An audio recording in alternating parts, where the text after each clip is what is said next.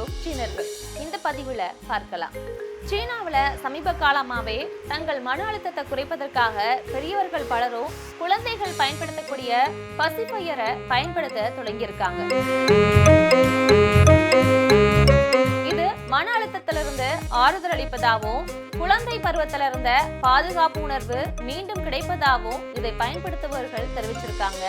ஒரு மாதத்துல மட்டுமே ஆன்லைன்ல 2000 பசிஃபையர்கள் விற்பனையாகியிருப்பதா தரவுகள் தெளிவுபடுத்துது. இந்த பசிஃபையரின் விலை $120 முதல் $6000 வரையில விற்கப்படுது. ஆனா இந்த பசிஃபையரை பெரியவர்கள் பயன்படுத்துறதுனால மனரீதியா எந்த பலனும் கிடைக்க போவதில்லைன்னு நிபுணர்கள் சொல்லியிருக்காங்க.